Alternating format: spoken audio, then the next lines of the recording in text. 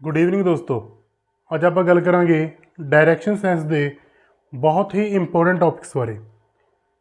Direction ਦੇ ਵਿੱਚ ਇੱਕ टॉपिक ਦਾ ਹੈ डायरैक्शन मीनस ਖੱਬੇ ਮੁੜਨਾ, ਸੱਜੇ ਮੁੜਨਾ, नॉर्थ ਜਾਣਾ, ईस्ट ਜਾਣਾ। ਇਹ ਸਵਾਲ ਹੁੰਦੇ ਨੇ। ਦੂਜੇ ਸਵਾਲ ਹੁੰਦੇ ਨੇ ਕਲੌਕਵਾਈਜ਼ ਐਂਡ ਐਂਟੀ ਕਲੌਕਵਾਈਜ਼ ਦੇ, ਜੋ ਐਂਗਲ ਦੇ ਨਾਲ ਰੋਟੇਸ਼ਨ ਹੁੰਦੀ ਹੈ। ਜੋ 2 ਦਿਨ ਪਹਿਲਾਂ ਵੀਡੀਓ ਅਸੀਂ ਅਪਲੋਡ ਕੀਤੀ ਸੀ ਉਹਦੇ ਵਿੱਚ ਆਪਾਂ ਗੱਲ ਕੀਤੀ डायरैक्शन बेस्ड क्वेश्चन ਦੀ। जो ਅੱਜ ਆਪਾਂ ਗੱਲ ਕਰਾਂਗੇ ਇਸ ਵੀਡੀਓ 'ਚ ਆਪਾਂ ਗੱਲ ਕਰਾਂਗੇ एंगल बेस्ड क्वेश्चन ਦੀ, यानी कि एंटी क्लॉकवाइज रिटर्न होएगा। हुण तुहाडी स्क्रीन के उपर पहला सवाल जिहड़ा हैगा शो होना शुरू हो गया हैगा। इकट्ठे 3 सवाल शो हो रहे होणगे। पहला सवाल देखो पढ़ के की है। A man is facing south, he turns 135 degree in the anti clockwise direction and then 180 degree in the clockwise direction. Which direction is he facing now? बड़ा सिंपल क्वेश्चन है। आओ आप इसमें स्टार्ट करते हैं।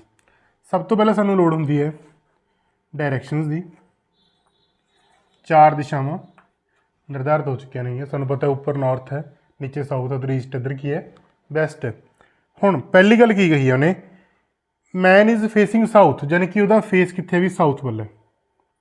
पहला अपने साउथ डायरैक्शन में लिख लिया कि यदा फेस इधर वाल है। He turns 135 degree in the anti clockwise direction.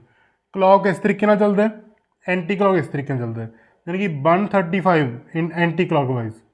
135 जाएगी तो इत्थे पहुँच जाएगी किवें 90 डिग्री ये वाला एंगल तो 45 ये वाला, यानी कि टोटल जो एंगल है वो की हो जाएगा 135 हो जाएगा anti clockwise.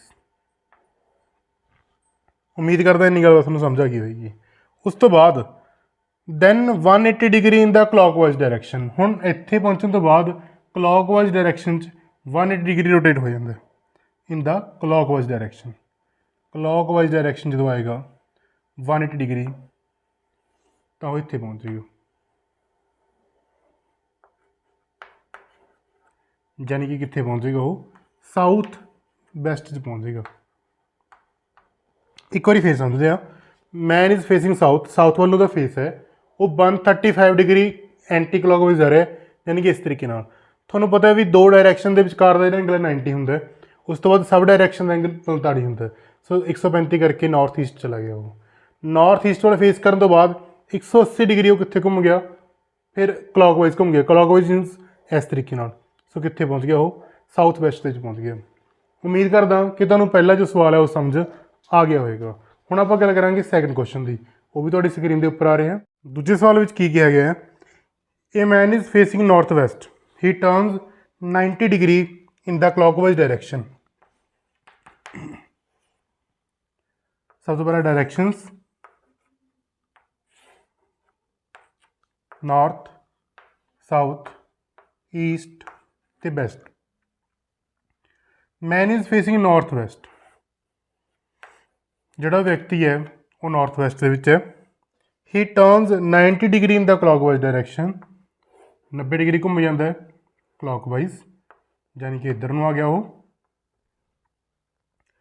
Then 135 degree in the anti clockwise direction. 135 degree anti clockwise, यानी कि इस तरीके नाल। 90 तो ही हो गया, 45 अगे हो जाऊगा, टोटल कितना हो जाऊगा 135। सो पहला वो नॉर्थ वैस्ट सीगा, फिर नॉर्थ ईस्ट गया तो वापस हम कितने आ गया वो वैस्ट डायरैक्शन के आ गया, यानी कि ऑप्शन नंबर बी साडा राइट ऑप्शन होएगा। उम्मीद करदा तुहानूं ये सवाल समझ आ गया होगा। उस तो बाद आपां गल करांगे सवाल नंबर 3 की। सवाल नंबर 3 तुहाडी स्क्रीन के उपर शो हो रहा है। की कहा गया तीजे सवाल के विच, a man is facing towards west and turns through 45 degree clockwise, again 180 degree clockwise and then turns through 270 degree in anti clockwise direction. आओ इस सवाल को ਆਪਾਂ हल करके देखते हैं। सब तो पहले आप बनावांगे डायरैक्शंस देखो।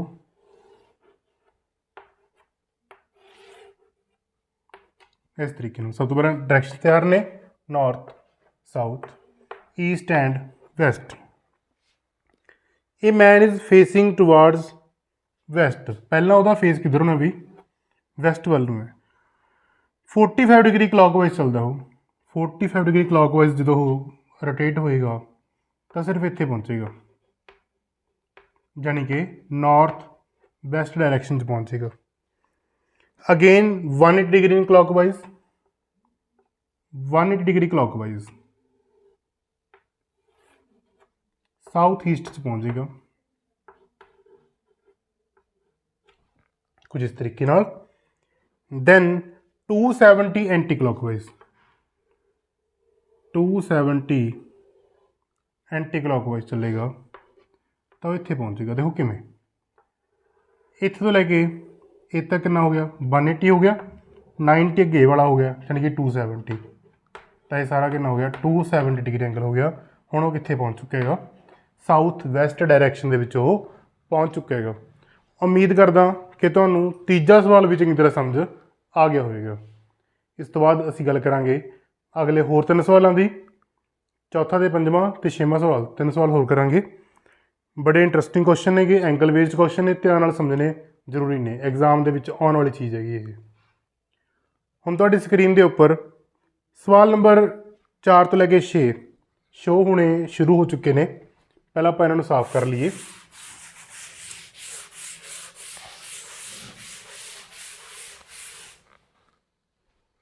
शुरू करते हैं सवाल नंबर 4 तो। 4 नंबर क्वेश्चन की है, I am facing east, I turn 100 degree in the clockwise direction and then 145 degree in the anti clockwise direction, which direction am I facing now. बड़ा इंटरस्टिंग क्वेश्चन है, बड़ा सौखा क्वेश्चन है। आओ आप इसनूं सॉल्व करते हैं। सब तो पहले directions, north south east west, ठीक है। आई एम फेसिंग ईस्ट, मेरा फेस ईस्ट वाल नूं है, यानी कि मैं इत्थे हाँ, okay. I turn 100 degree in clockwise direction, clockwise यानी कि इस तरीके नाल 100 डिग्री, 100 डिग्री मीनस 90 तो थोड़ा जिहा अगे, 90 तो थोड़ा जिहा अगे, जिस तरीके नाल ये हो गया 100 degree in the clockwise direction, in the clockwise direction. Then 145 in the anti clockwise direction. हुण इत्थों वापस 145 एंटी क्लॉकवाइज, देखो गौर नाल 100 तो ही हो गया, 45 होर, यानी कि इत्थे पहुँचेगा, ठीक है। 145 डिग्री, यानी कि हुण वो नॉर्थ ईस्ट दे पहुँच चुका है। कित्थे पहुँच चुका है भी वो, नॉर्थ ईस्ट दे विच। साडे कोल ऑप्शन है, बिल्कुल है, B number option is the right answer होएगा। उम्मीद करता तुहानूं सवाल समझ आ गया होएगा। पंजवां सवाल भी तुहाडी स्क्रीन के उपर शो हो रहा है। आओ आप इसनूं रीड करते हैं तो सॉल्व करते हैं। सवाल नंबर 5 की कहा गया है, a river flows west to east and then on the way turns left and goes in semi circle round a hillock and then turns left at right angles, in which direction is the river finally flowing. Okay, देखो river flows west to east,